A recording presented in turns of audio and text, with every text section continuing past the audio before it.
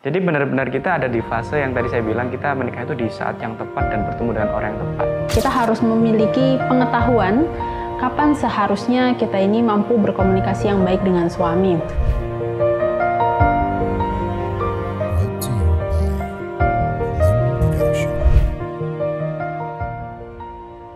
Oke, untuk hadisnya jelas ya, Mas harus sabab man istata'am minhum al-ba'ata al-tazawwaj.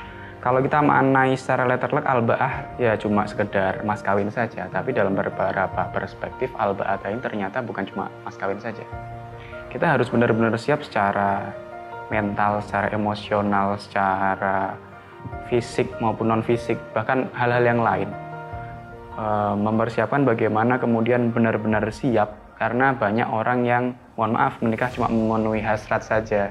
Menikah bahkan cuma daripada gabut saja gitu, mumpung ada yang nanya ini daripada nggak laku gitu kan misalkan. Ini juga jangan sampai. Jadi benar-benar kita ada di fase yang tadi saya bilang, kita menikah itu di saat yang tepat dan bertemu dengan orang yang tepat. Makanya memang pernikahan itu bukan perlombaan, bukan siapa paling cepat memang. Ya tadi, siapa paling ketika memang kita bertemu dengan orang yang tepat di waktu yang tepat. Nah, dalam rangka menunggu proses ini, terutama untuk teman-teman yang dalam proses masih belajar ya, entah itu di pesantren, entah itu di sekolah atau kuliah, saran saya jangan terlalu terburu-buru. Ya, jangan terlalu terburu-buru karena memang tadi sangat amat disayangkan sekali ketika kemudian pendidikan jenengan itu mandek cuma gara-gara memikirkan jodohnya orang. Nah, maksudnya gini, belum tentu apa yang jenengan pikirkan ini menjadi milik Anda. Ya kan? Karena sebelum ada ikatan legal formal namanya pernikahan, itu belum menjadi milik Anda. Meskipun hatta sudah khitbah pun sebelum ada akdun nikah, itu belum dilegalkan secara syariat. Jadi sebelum ada kopil itu, ya percuma ribuan I love you gitu kan. Jadi esensi cinta sebenarnya bukan ketika kita bilang I love you, tapi ketika kita bilang kopil itu. Dan ketika kita menyampaikan kopil itu butuh mental yang kuat, butuh persiapan yang kuat. Salah satunya tadi, menyiapkan mental. Kemudian bagaimana kita nikah itu kan nggak cuma makan cinta aja kan. Ya, kita sebagai laki-laki, sebagai suami diwajibkan untuk memenuhi sandang, pangan, papan perempuan, istri kita. Kalau jangan cek lagi di kitab-kitab fikih, banyak sekali hak dan kewajiban seorang suami. Seperti yang sudah kita ketahui bersama, bahwasanya kayak memasak, mencuci, menyusui anak bahkan. Terus kemudian apalagi yang sering dilakukan oleh perempuan-perempuan di Indonesia ini, kalau jenengan cek lagi di beberapa kitab fikih kaitan bab nafkah, ini kewajiban laki-laki. Memasak. Loh, laki-laki kok masak? Memang kewajiban laki-laki. Terus kemudian bagaimana, apakah jenengan masak? Ya kalau kita tidak mampu untuk memasak, kan kita bisa mencarikan tenaga untuk memasak. Ya kalau zaman dulu ada ya, apalagi yang kaitan dengan menyusui. Ya zaman dulu ada namanya Ibu Rodho. Rasulullah dulu bahkan disusui oleh Halimatus Sa'diyah. Ya, terus kemudian apalagi? Memasak, mencuci baju. Mencuci baju juga kewajiban dari laki-laki. Meskipun dalam kitab Uqudul Lijan, kalau jangan cek ya, karyanya Mbah Nawawi Al-Bantani itu, bahwasanya ketika seorang perempuan mau untuk melakukan hal-hal tadi atau kewajiban atau istilahnya pekerjaan rumah tangga yang lain, memang itu mendapatkan keafdoliyahan, fadilah. Akan tapi ini tidak menggugurkan, dalam tanda kutip tidak menggugurkan kewajiban laki-laki untuk mengcover semuanya itu, karena memang semua itu kewajiban laki-laki. Jadi kalau menurut saya, kira-kira ketika jenengan sudah mau menikah, saya sudah bisa belum memenuhi minimal 3 ini, apalagi sandang, pangan, papan dan sebagainya. Terus kemudian kalau kita lihat juga di beberapa kitab fikih kaitan nafkah itu kan minimal suami itu memberikan baju untuk istrinya minimal itu tiap pergantian musim. Ya beruntung juga jenengan hidupnya di Indonesia, musimnya cuma 2. Ya, musim kemarau dan musim penghujan. Tapi itu yang wajib. Kalau perempuan sekarang kan gini, itu yang wajib mas. Sunahnya kan ada aplikasi-aplikasi itu. Ya, ketika kita sering tiba-tiba transfer gitu kan. Ya, ini kan juga tidak kewajiban. Akan tapi ketika laki mau dan bisa mewujudkan, kenapa tidak? Karena ketika kita membahagiakan orang yang paling berhak kita bahagiakan, tentunya ini sebuah pahala. Karena dawuh Kanjeng Nabi, afdhalus shadaqah ya li ahli. Atau kama qala Nabi Muhammad SAW. Jadi yang paling pertama berhak kita nafkahi, berhak kita sedekahi adalah keluarga kita. Dalam hal ini berarti istri kita. Terlepas dulu misalkan kaitan dengan birrul walidain kita sebelum menikah, fokusnya memang orang tua. Akan tapi ketika sudah menikah ya seorang laki-laki harus lebih memperhatikan anak dan istrinya dalam hal ini. Jadi pastikan sudah punya, ya sesuai, sekali lagi nafkah itu sesuai kadar kemampuan.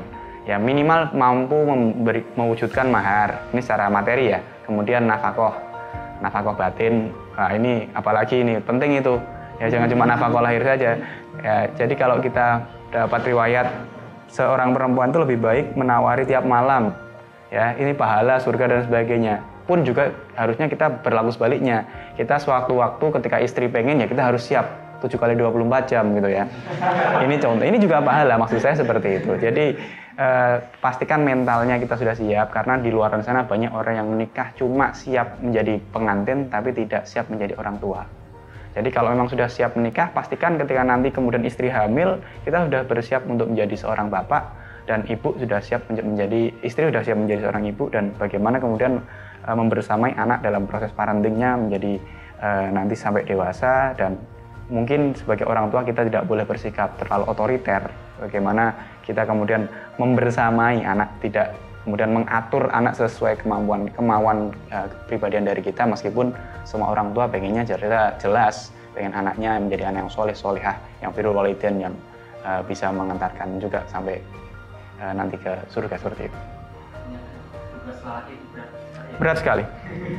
Karena apa? Tidak cuma menjadi suami, kita juga terkadang menjadi bapak, terkadang menjadi teman, terkadang menjadi sopir, terkadang menjadi terkadang menjadi bodyguard, terkadang jadi apapun lah. Cuma memang sehebat apapun laki-laki, sekali lagi kita tidak pernah bisa lebih hebat dari perempuan, karena kita tidak pernah bisa menggantikan tugas jadi seorang ibu. Kita tidak bisa melahirkan, kita tidak menyusui. Jadi laki-laki sama perempuan hebat mana? Kalau menurut saya bukan karena di depan istri saya ya. Jadi memang kita harus saling respect, saling menghormati. Jadi masing-masing punya tupoksi masing-masing, dan yang penting dalam berumah tangga itu saling menghargai, saling menghormati seperti itu. Hal apa yang harus dipersiapkan sebelum menikah? Bagi seorang perempuan, tentu saja adalah cukup usia, yakni sudah sampai pada usia reproduksi yang dilegalkan, sudah sampai pada usia balik, sehingga ketika nanti dia menikah, tubuhnya sudah siap untuk menjadi ibu, yakni sudah siap untuk hamil dan juga melahirkan. Kemudian secara mental, tentu saja seorang perempuan membutuhkan kesiapan dalam memahami emosinya sendiri, sehingga dia mampu berlaku sabar saat nanti sudah menjadi istri ataupun menjadi ibu, mampu mengelola ekspektasinya terhadap pasangan, mampu memiliki kemandirian di saat pasangan ini tidak ada di sampingnya, sehingga tidak terlalu bergantung berlebihan. Kemudian memiliki ilmu yang cukup di dalam pernikahan itu sendiri, karena seperti halnya kita dalam kewajiban sehari-hari, sholat, ketika ingin melakukan sholat harus tahu syarat wajib beserta rukunnya, berwudu, zakat, atau ibadah yang lainnya kita wajib mengetahui ilmunya terlebih dahulu. Begitu pula di dalam pernikahan kita harus mempersiapkannya, kita harus mengetahui ilmu di dalam pernikahan itu sendiri, supaya pernikahan ini mampu menjadi pernikahan yang sesuai dengan cita-cita Islam, yakni adalah pernikahan yang sakinah, mawaddah, warahmah. Sehingga ketika seorang perempuan ini sudah memiliki kesiapan ilmu, cukup usia, dan secara mental dia ini baik, tentu pernikahannya nanti akan mampu menjadi pernikahan yang membahagiakan terhadap satu sama lain, dan juga pernikahan yang di situ dekat dengan kebahagiaan. Begitu juga seorang perempuan harusnya belajar untuk bagaimana sih cara berkomunikasi yang baik, cara berkomunikasi yang asertif, cara mengungkapkan kebutuhan-kebutuhan kita tanpa menggurui, tanpa tidak menghargai lawan bicara.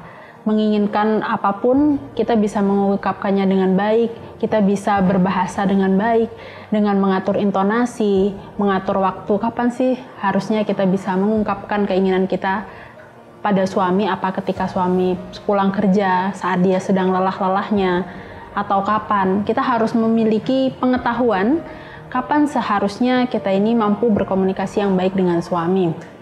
Kemudian juga kita harus berusaha untuk menghargai serta menghormati suami kita kita juga harus berusaha untuk menjadi perempuan yang menenangkan, perempuan yang mendorong, dan bukan perempuan yang menghakimi.